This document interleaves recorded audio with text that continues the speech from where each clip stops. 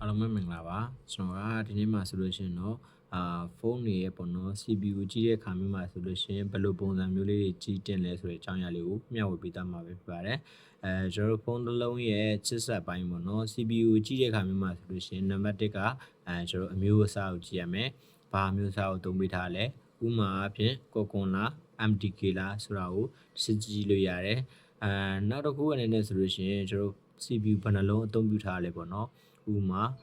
ကွက်ကိုလားအောက်တာကိုလား CPU ၄လုံးသုံးပြုပေးထားလား၈လုံးသုံးပြုပေးထားလားအဲအစရှိတဲ့ပြင်ကြည့်လို့ရတယ်နောက်တစ်ခုအနေနဲ့ဆိုလို့ရှိရင်သူမှသုံးပြုပေးထားတဲ့နာနိုမီတာပေါ့နော်12နာနိုမီတာအသုံးပြုပေးထားလား11နာနိုမီတာအသုံးပြုပေးထားလားကျွန်တော်6နာနိုမီတာလား3နာနိုမီတာလားအခုဆိုလို့ရှိရင်တော့ကျွန်တော်တို့3နာနိုမီတာအထိသုံးပြုနေပြီပေါ့နော်ဒီကနာနိုမီတာသေးလေကျွန်တော်တို့ရဲ့ battery efficient ဘိုင်းမှာဆိုလို့ရှိရင်ပို့ပြီးတော့တက်တာလေပို့ပြီးတော့ speed ချိန်နှုန်းပို့ပြီးတော့မြန်လေပေါ့နော်ဒါတွေကြည့်လို့ရတယ်နောက်တစ်ခုအနေနဲ့ဆိုလို့ရှိရင်သူ့နောက်မှာပါတဲ့CPU ရဲ့ gigahertz ပေါ့နော် CPU အမျိုးအစားလဲတူတယ်နာနိုမီတာလဲတူတယ်ဆိုလို့ရှိရင်တောင်သူ့ရဲ့ gigahertz ချိန်နှုန်းမြင့်လေလုံဆောင်ချက်ကပို့ပြီးတော့မြန်လေဖြစ်တဲ့အတွက်ကြောင့်ပေါ့နော်သူ့ရဲ့ gigahertz ကိုလည်းထည့်ပြီးတော့ကြည့်တင်တယ်ပေါ့နော်အချင်းချုပ်အားဖြင့်ပြောရမယ်ဆိုလို့ရှိရင်ကျွန်တော်အမျိုးအစားကြည့်မယ်